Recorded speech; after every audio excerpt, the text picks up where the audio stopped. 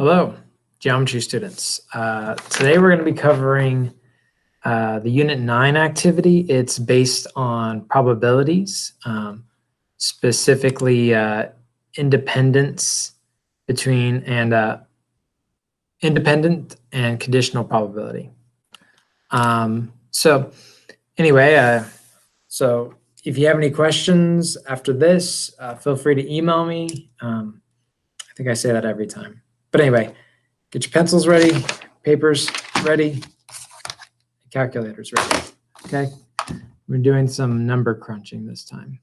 So go ahead and open up the activity. Again, we're working on geometry, Unit 9 activity. Okay, and I'll get that going here. So, okay, cool. So, finding the likelihood of survival of different clients. In this task, you will refer to these life tables. So you're going to want to open up this life tables link, and it'll open up another tab here. And this has like a report. I think these are like actual numbers. It'll open this report that talks about life expectancy by age, race, sex in the United States, 2007. And there's a lot of tables in this. So we're going to have to look at some of these tables and reference them. But let's go back to activity. Okay. You'll refer to these life tables published in the US government and find the probabilities of your 8 potential clients surviving to the end of their policy periods. Make sure to use the appropriate life table for each individual. Part A. What is the probability that client A, a newborn you're considering for a 30-year policy, lives to be 30 years old? Client A is non-Hispanic, white male. So look at table 14. So he's a newborn. He's going to buy a life insurance policy for up until he's 30 years old. And the client is a non-Hispanic white male. So we want to look at table 14 here. And so this is table 1 on page 8. So table 14 is way down here. Let's see. Okay. All right, here's table 14. So it's page 34 and 35 of this document.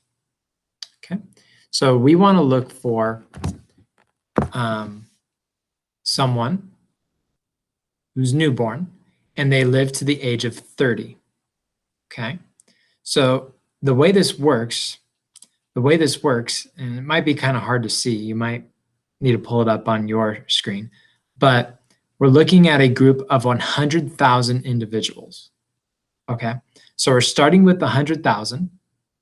Now, if I go all the way down to where it says 3031, it says 97,424. You might want to write that number down. So out of 100,000 people, 97,424 will live until the end of their policy. So almost everyone. So what is the probability? It's simply going to be, and again, I'm using the equation editor. So it would be the how many survive out of the initial 100,000. Okay. And if you want it as a decimal, that's pretty easy. In this case, it's 0.97424. So there's over a 97% chance that this person will survive till the end of their term. Okay. And that's it. All right. Next person. What is the probability that client B, a 44-year-old you're considering for a 20-year policy? So this one's a 44-year-old person, and they want a 20-year policy. Lives to be 64 years old. Okay, so that's the length of their policy. Note that this is a conditional probability. Another way of saying this, is what is the probability that client B turns 64, given that she turns 44 years old, okay? And we want to look at table 18, okay? So on this, we're on table 14 here. We want to go down to table 18. Okay, this is table 17, table 18. And it says currently she's 44 years old. So we want to scroll down to, let's see, what do they want here?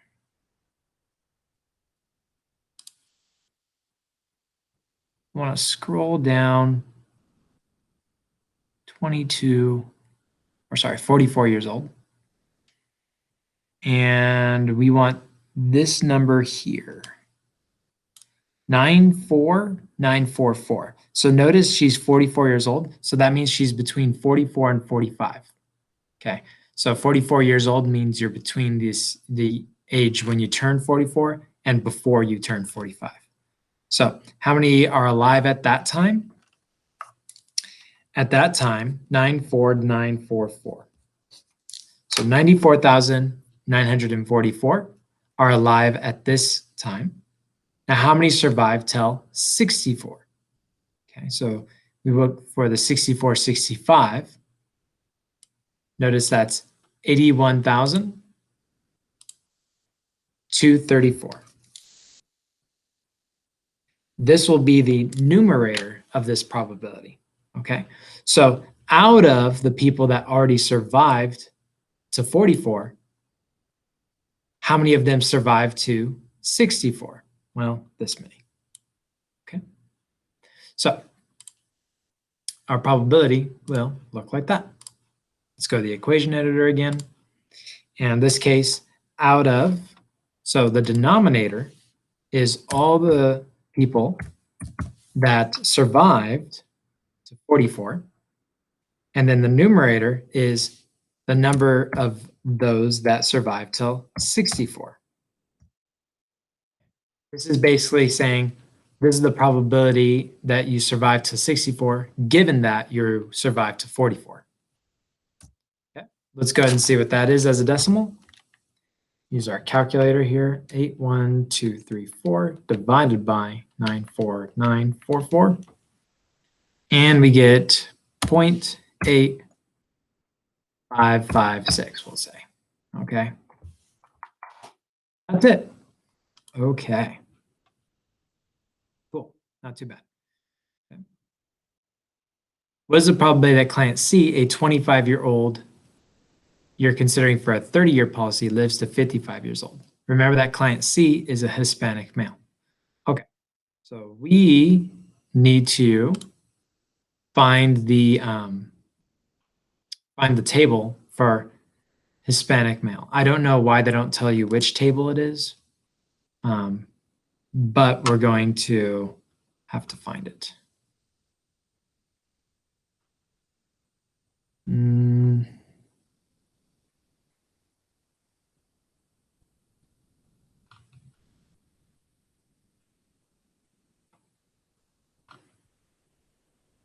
It's probably, I'm going to guess it's lower.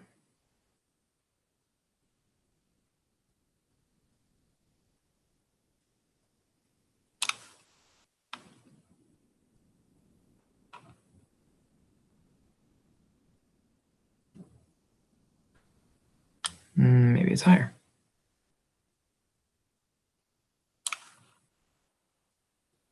Okay, here we are.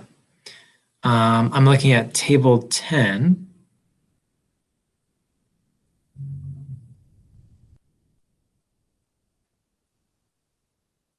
For Hispanic population. Hispanic males is table 11. Yes, so we want table 11. So they're currently 25 years old, and we want to see what's the probability they survive to 55. Okay, so again, 25 years old, you look for 25, 26. Okay, that's 98,027. This will be the denominator. So this is how many people are currently 25 years old. Now we want to know what's the probability to survive to 55. So you'll have to go all the way down to the 56 right there. And you can see it's 91,201. Okay, and this will be the numerator of that probability. Okay, so again, let's put in that information.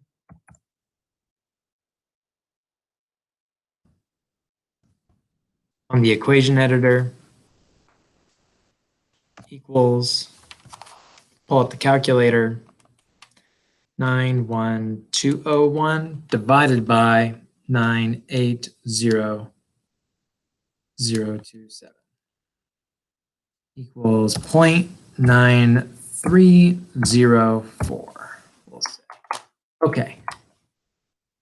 Cool. Okay, so I went over 3 examples for you. Part D is essentially just like what we did for parts A through C. Okay. Part E is the same. Part F is the same. So part G is the same. Part H is the same. Okay, so what I want you to do is do all these other ones just like how we just did. So D through H, do them all the same. Okay, is what we did for parts A through C. Okay, now for part I, it says what is the probability of the potential clients? What's the probability that all of the potential clients would be alive with their respective policies end? Okay, so what you need to do, since these policies are all independent from each other, in other words, if one person dies, it doesn't change the probability that someone else will die. Or if someone survives, it doesn't change the probability that someone else will survive. So what we're going to do is, since they're independent, you just multiply all the probabilities together. So what's the probability we had in the first one? In part A, 0.97424.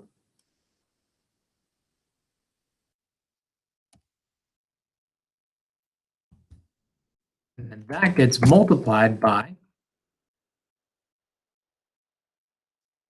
0.8556.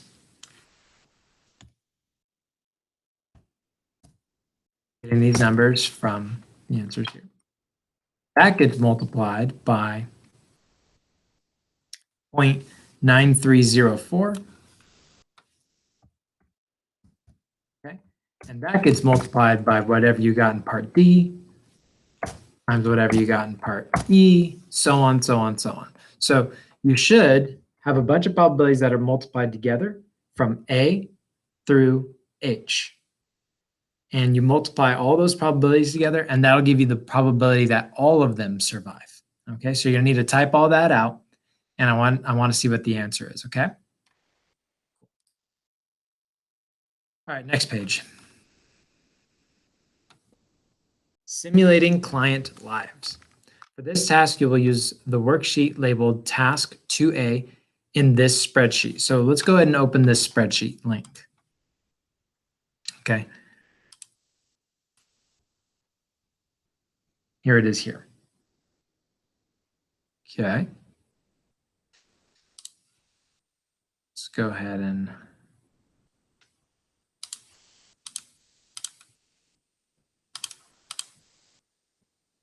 all right. Let's get rid of this one here. Okay. So it gives abbreviated life tables for the 8 potential clients. Look at the third column status for each potential client. For each client, the rest of his or her life has been randomly simulated based on the probabilities that he or she lives through each year. Jacob, for example, is a newborn. So during each of the age ranges listed, it's possible that he'll die. But the probabilities of dying for the age ranges at the beginning of his life are small. Each time you press F9 F9 on your keyboard, you see an alternative life for Jacob, with his status for each age range shown as either alive or dead. If the dead were first to appear for the age range 75-76, for example, This would mean that Jacob died between the ages of 75 and 76, or that he lived to be 75 years old. Press F9 on the keyboard 5 times and see how long Jacob lives in each of the alternative lives. How long did Jacob live each time? So what you need to do is on here, you could see there's different people here. So on the left here, you see Jacob. His current age is newborn. His race, non-Hispanic male, or non-Hispanic white, and gender male. Okay, so you could see his status is alive at age 0 to 1. Then he's alive at age 30. But eventually, if you scroll down far enough, in this simulation, he dies at the age of 94. Okay, so what it wants you to do is every time you press F9, it refreshes this page. So in the first one, you see he died at the age of 94.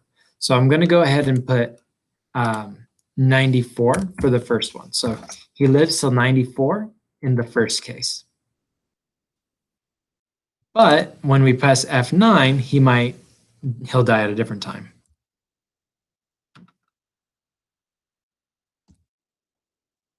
It's not doing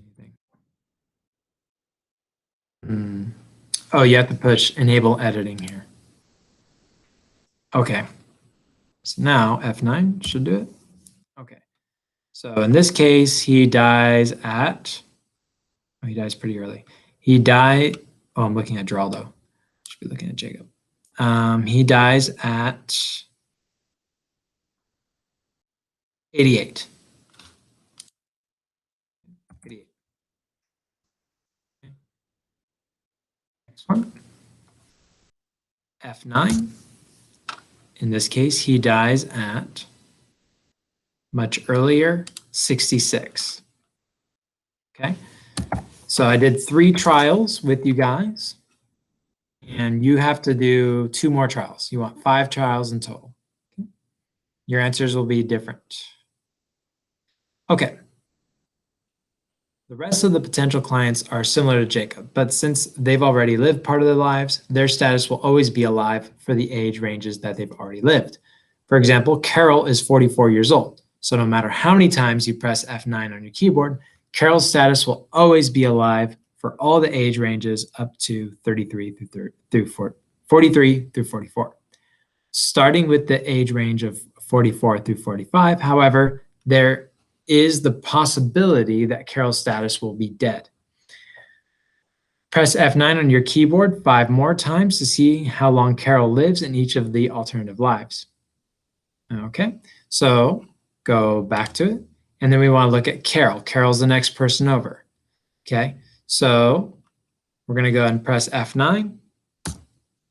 Let's see how long Carol lives. Okay, it looks like Carol lives to be 67 years old. Okay, so on our first trial, Carol is 67 when she dies. Okay. I know this is kind of a morbid assignment, and I apologize for that, but it's just how the assignment is. I want you to do that 5 more times. So we should have 4 more times. So you should have 5 numbers total for Carol, how long Carol lives for. Okay. All right, part C. Now you will find the percent survival for each of your 8 clients to the end of his or her policy using the simulation on the spreadsheet. For each potential client, you will see whether he or she would be alive at the end of his or her policy. The cells in the spreadsheet that you should look at to determine this are highlighted in yellow. Next, go to the worksheet labeled Task 2B and record either alive or dead for the first trial. Once you do this, the all column will say yes if all the clients were alive at the end of their policies, or no if all the clients were not alive at the end of their policies. Okay, were all the clients alive at the end of their policies in the first trial? Okay, so here we have everybody, okay? So now we're not just looking at Jacob and Carol, we're looking at everyone else. We're looking at Geraldo, Meg, Irvin, Dora, Adam, and Sally. Okay. And you could see on each of their things, there's a highlighted alive here. This highlighted yellow is the end of that person's policy, their life insurance policy. So in this case, Jacob did live till the end of his policy. Let's see. Carol lived to the end of her policy. Geraldo lived to the end of his policy. Meg survived to the end of her policy. Irvin survived to the end of his. Dora survived to the end of hers. Adam did not survive to the end of his policy. So Adam dies before his policy finishes. And Sally dies also before the end of her insurance policy. Okay, so the only people that died before their policy ended were Adam and Sally. So when you see on the bottom here, you see task 2A and task 2B. So click this tab right here, task 2B. And so everyone survives except Adam and Sally. Okay, so we're going to put, what do they want us to put? Alive or dead?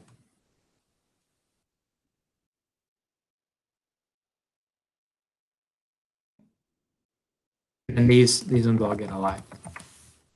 You can.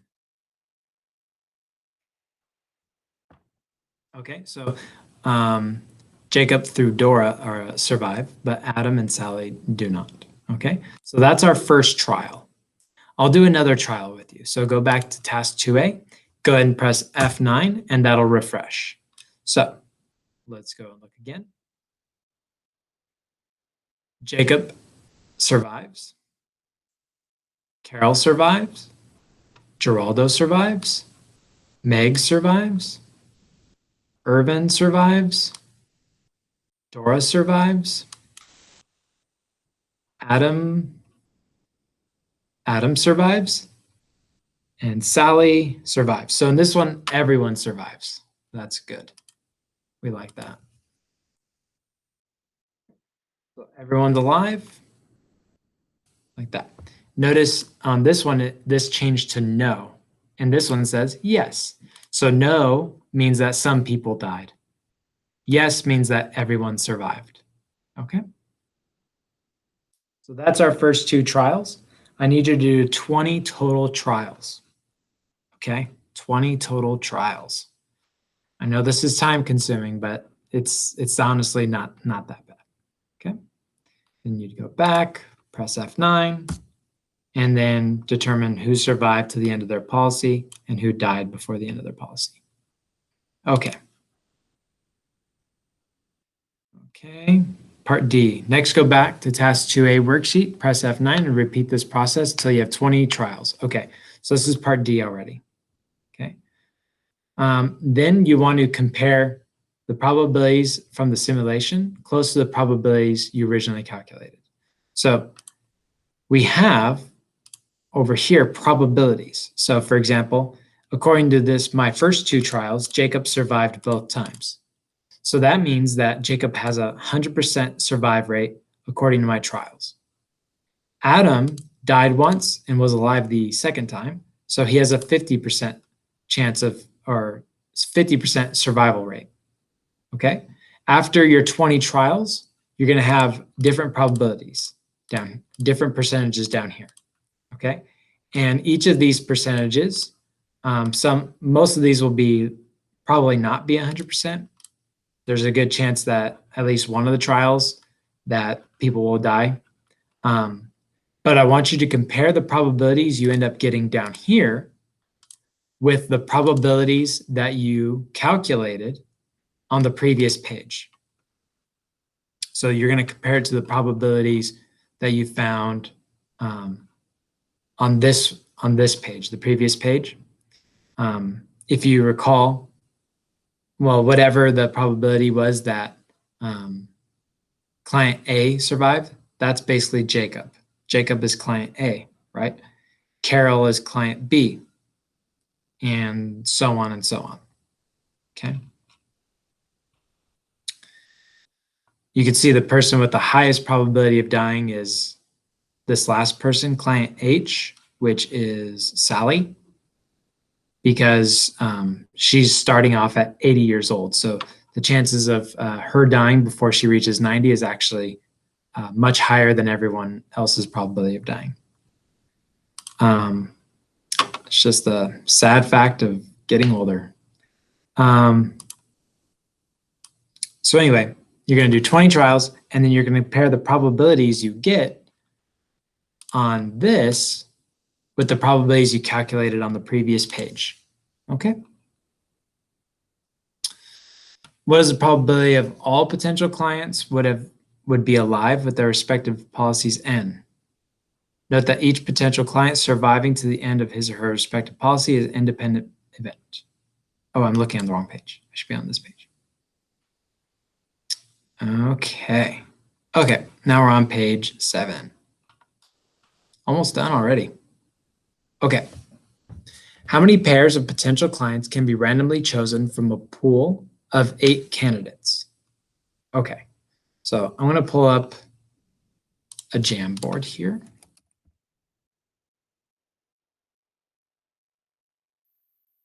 Okay, so how many pairs of potential clients can be randomly chosen from the pool of 8 candidates? Well, there are 8 candidates, right? And the candidates they're talking about are the people Jacob, Carol, Geraldo, Meg, Irvin, Dora, Adam, and Sally. So we've got 8 different people, and we have to decide to randomly choose 2 of them to offer life insurance policies to.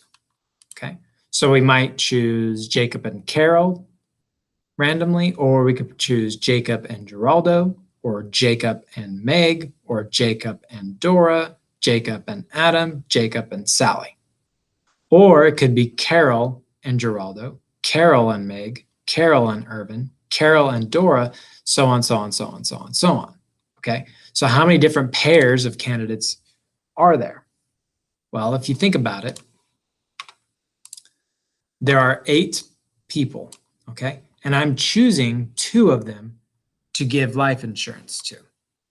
So how many different people can I choose from in the beginning? Well, there are 8 different people to choose from, okay? But once you've already chosen one person, how many different people are there to choose from for the second? Well, then there would only be 7 to choose from, right? So if I chose Geraldo here, for example, I cannot choose Geraldo again, so I would only have 7 options for the second person. Okay? But let's say I picked Geraldo and Meg. Well, isn't that the same as picking Meg and then Geraldo? Yeah, those would be the same because I'm giving them both insurance. So we don't want to count both of those. We only want to count, if we count Geraldo and Meg, we don't want to then count Meg and then Geraldo. It's the same thing. So what we do is we divide by 2. Okay, that way we don't accidentally count it twice. And if you multiply that together, that's 28. Okay. So there are 28 different pairs for this. And you'd want to put that in the equation editor here. So in our case, that was 8 times 7 over 2. And that equals 28. So there's 28 different pairs of potential people to give life insurance to. Okay. What is the probability of any particular pair being chosen? Well, that's easy. The probability of any particular pair is 1 out of 28. Since there are 28 different pairings, what's the probability we choose Meg and Sally? Well, that would be a 1 out of 28 probability. If you want that as a decimal, you simply do 1 divided by 28, and we get 0.0357. What is the probability that the pair chosen is Jacob and Meg or Geraldo and Sally? So they're asking Jacob and Meg, well, that has a probability of 1 out of 28. Geraldo and Sally, that has a probability of 1 out of 28. So the probability of this or that is 1 out of 28 plus 1 out of 28, which is, of course, 2 out of 28. Or if you like, that's 1 out of 14.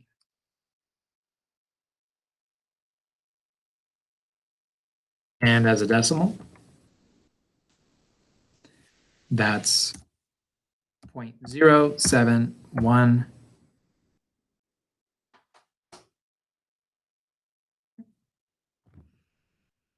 Very good. Yeah.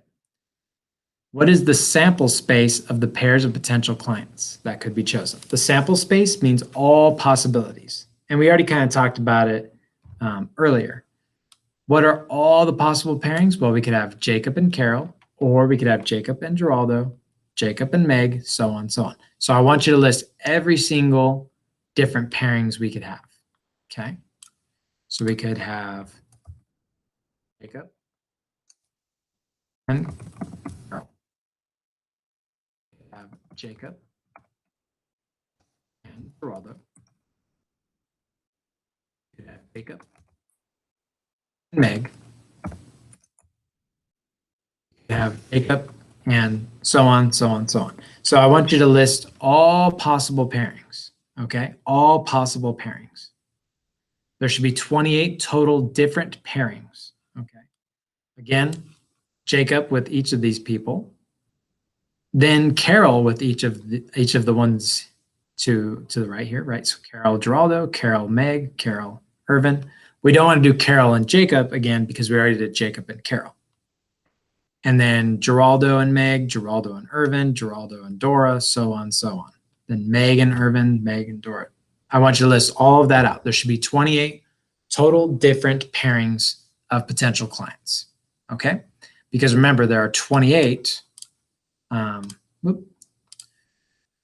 pairs of potential clients, so we should have a sample space of 28 different things. So here are the first 3, and then you'd have to continue on. Okay, and that's it. That's it. Okay. So I hope that made sense for the most part.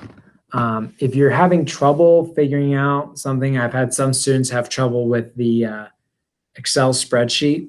So if you're having trouble with that or anything else, something's not making sense to you, feel free to reach out to me. You can email me anytime. My email is ttrigg@ofy.org. All right. Well, I hope that went well for you, and I hope that wasn't too painful. All right. Take care, and I'll see you guys next time.